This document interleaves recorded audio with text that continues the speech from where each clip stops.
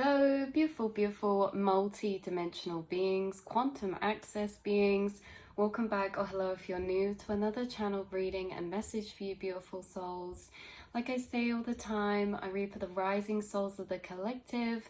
Those of you who are accessing your multi-dimensional nature, those of you who have consciously re-remembered your multi-dimensional nature as a human slash spirit, incarnating and experiencing this plane or this perception of reality. Today's message is interesting because we have spirit guide coming through that hasn't come through in a while, but they like almost popped up yesterday but didn't fully come out. But it's more of a philosopher spirit guide energy, you guys connecting, or this guide connects with you in the same aspect. This can be a fractal or a fracture of a frequency of a built-up incarnation as well. Like you guys could have been philosophers in a past incarnation, or it could be something that you're really drawn to in this life as well, vice versa. And also you have ascended masters and guides who channel with you in your inner monologue, who have also incarnated and been ascended masters on earth here, doing things such as philosophy or philosophical writings or research.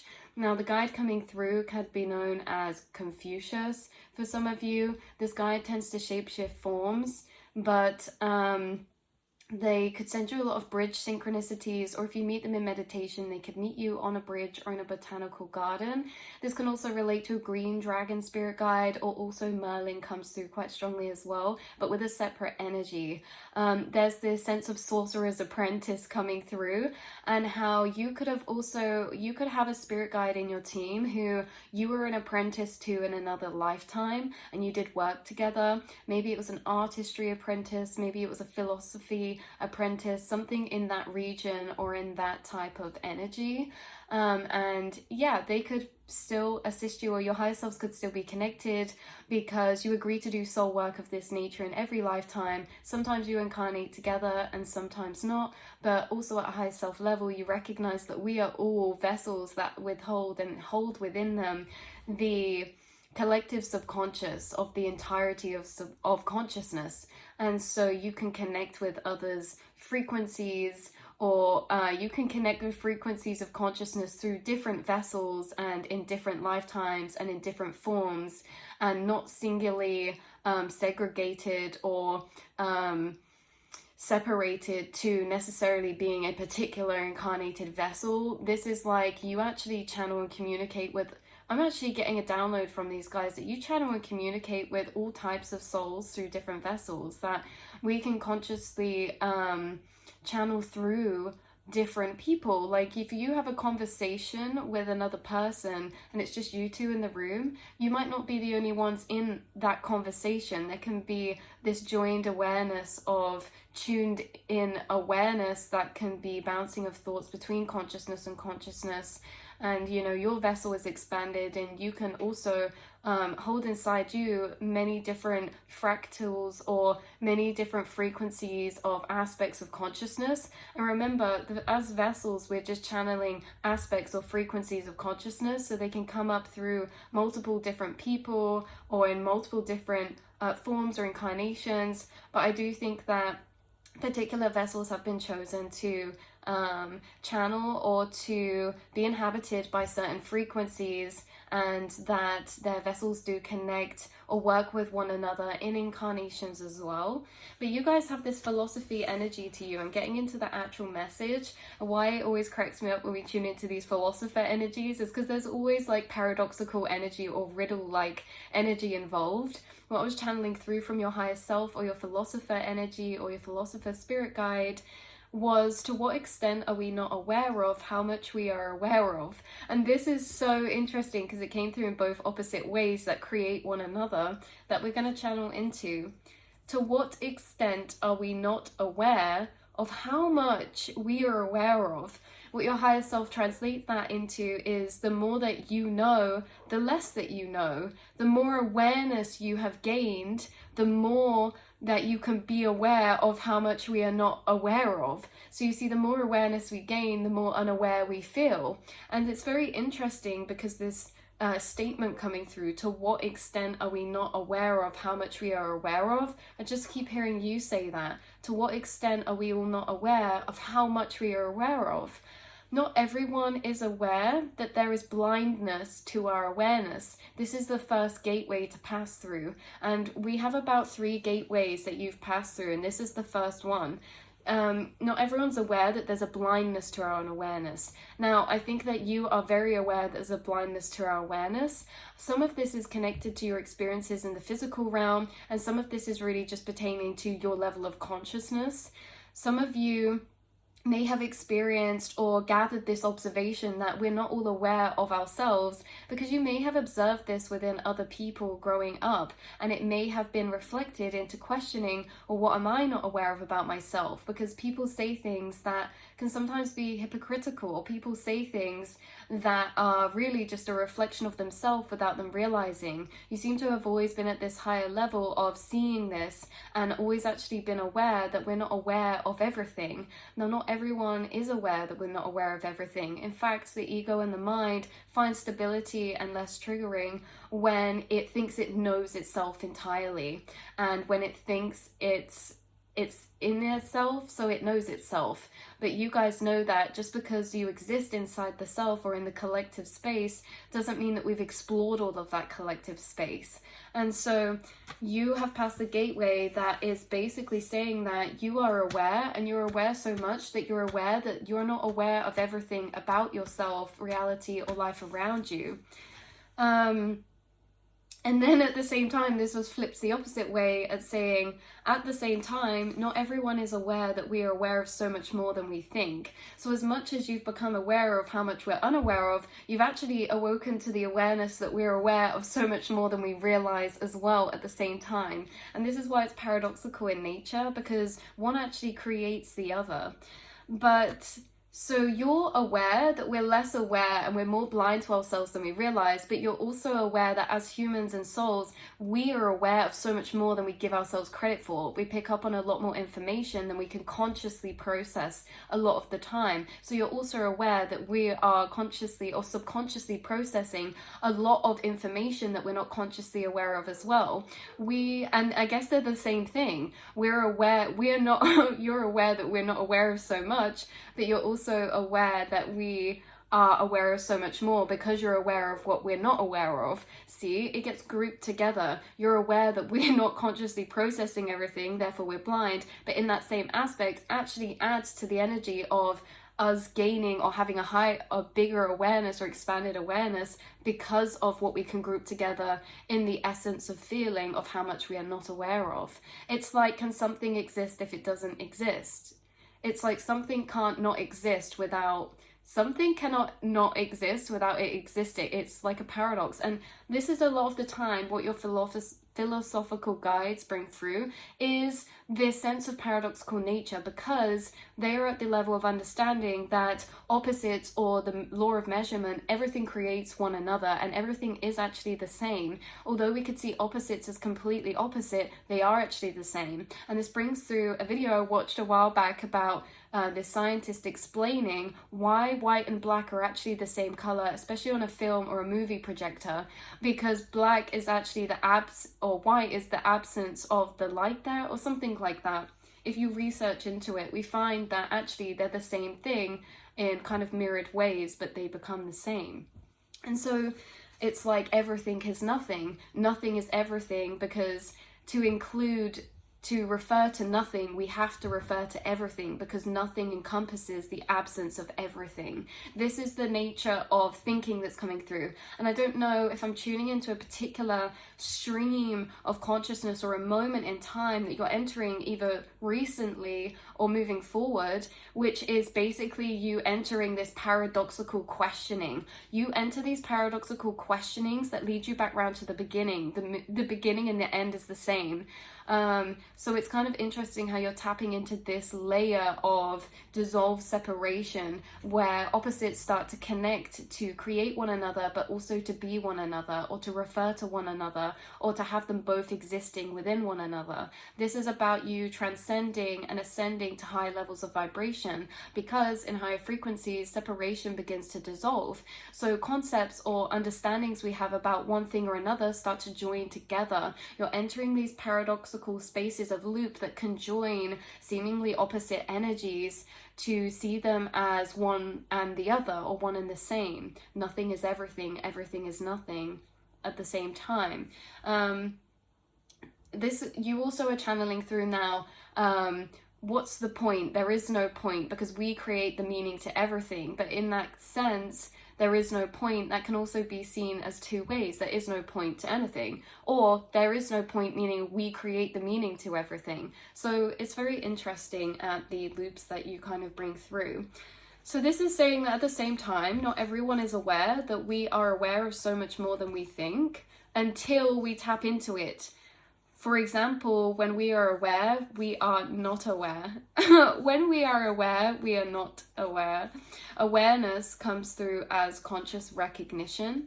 But if you are even aware of what you are not consciously aware of, this has led you to dive into the depths of subliminal unconscious energies. Let me repeat that last bit for you guys. So this is basically saying that not everyone is aware that we are aware of so much more than we think, because to first be aware that we know more than we do know consciously means you have to first be aware that we don't know everything. So you have to first pass through the first gateway of understanding there's so much we're not aware of, to actually get to the point of recognizing that there's so much that we are aware of, so much more we are aware of, you see. So you swing from this end to this space, and then that kind of travels onto the third gateway about this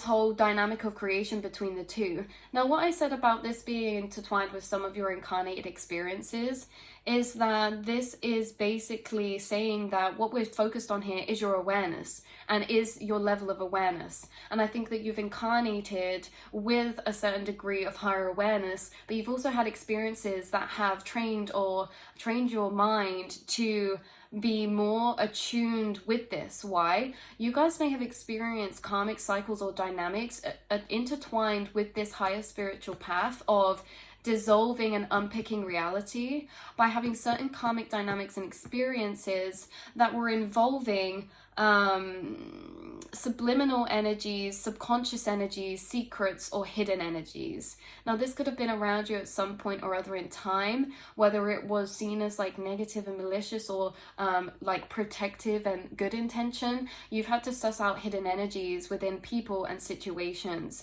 and that could have been intertwined within your personal experiences this incarnation. But you guys, you are aware of what you are not consciously aware of. This has led you to dive to depths of subliminal unconscious energies. It's made you hyper aware of subliminal and subconscious energy inside yourself, others, and reality, simply by those awakening statements of you awakening at one point to the fact that, hold on, there's actually so much about the self we're blind to that we physically cannot see with our awareness. And then you've awoken to the fact that you process so much information subconsciously that you can start to tap into the more you raise your awareness and conscious mind space. And then you guys have like become so aware that there's so much we're unaware of that you become hyper focused on actually diving into these gaps of reality or spaces of blindness within self and reality, whether it's about other people, whether it's about yourself, whether it's about the information we hold here in reality, you know, our perception of reality, or the construct of reality we're all agreeing to, that we're all aware of or comprehending. It leads you to actually be hyper aware of these gaps in people, yourself, and the space or environments around you. Again, this could have been deeper conditioned or trained by the fact that you've had to suss out hidden or secret energy in a particular relationship or growing up, You know, if there was intentions that are hidden, or a lot of things that happened in the family that maybe hid from you at points, or a particular relationship, that can apply for some people, but it doesn't necessarily have to be relevant. But it's that this is also intertwined with that energy. You're super attuned into looking for subliminal and subconscious energies that are a bit more hidden and between the surface. So this has also led you to be a curious questioner, because you're so aware of that we don't know everything. You guys question everything, and this questioning allows you to expand your awareness even more, because the more questions we ask, the more that we find, and the more answers we find, the more questions we have, you see. So again, linking back around to that paradoxical nature that keeps coming through. But then, okay, on to the next part. This is because more than anything, you've always been curious to uncover deeper beyond the surface. And that's where I said this is linked to karmic cycles or hidden energy. It's not just only linked to karmic cycles if energy or situations or information has ever been hidden from you. This is also linked to you feeling like growing up, you've had a higher awareness and you've not always been deeper unpicked yourself or understood to deeper levels yourself.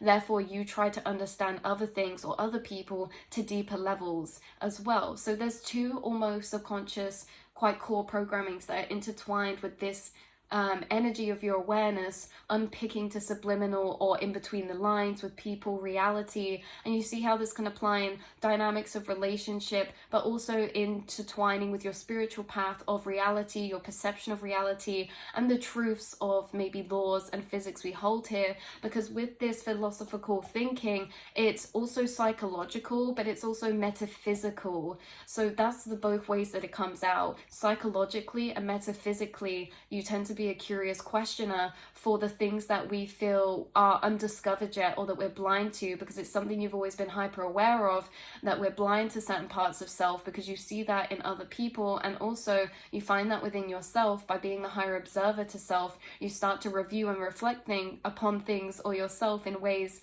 that you start to find things out about yourself in subconscious dynamics or subconscious trails that then lead you to question these things.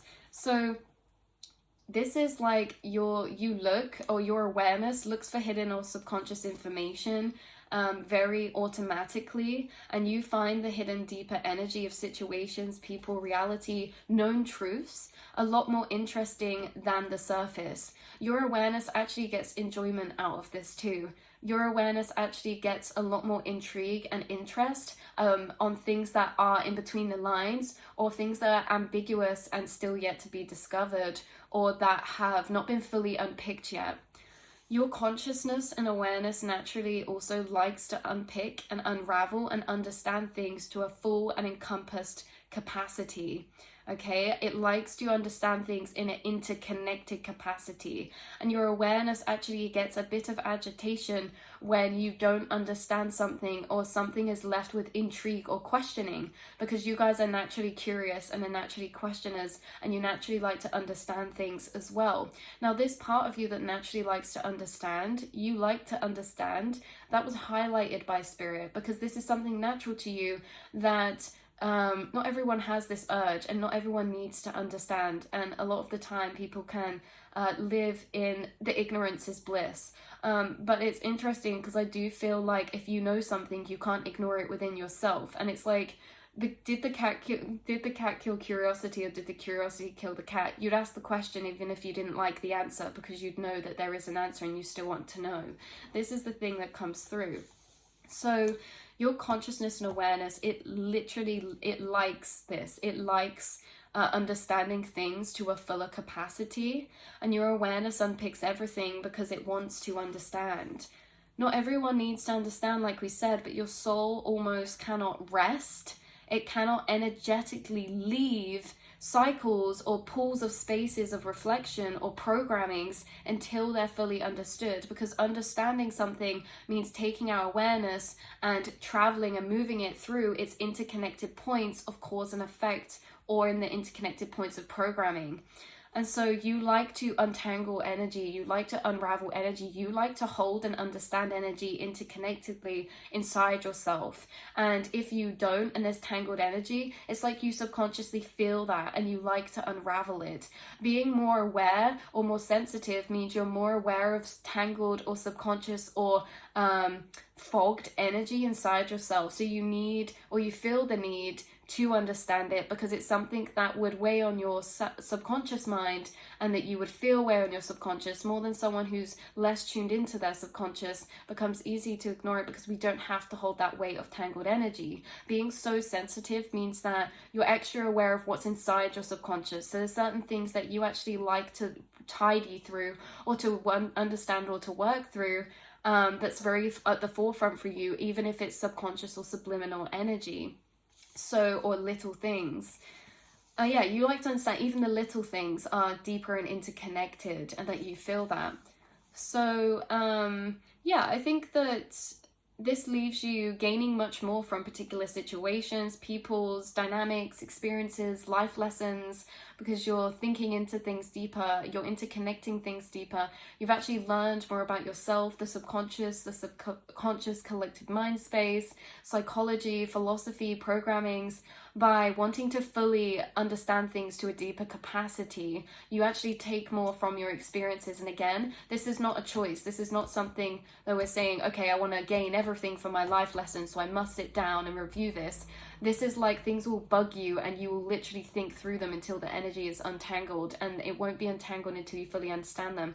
Why this is interesting is because not everything can be understood, and this is also a paradox that you've come to. You may have also realized that the thing with the with consciousness or the mind is it always wants answers, it always wants to understand, but your higher awareness also recognizes that we cannot also know or understand everything, because they're of the infinite nature of consciousness, or the interconnected nature of consciousness.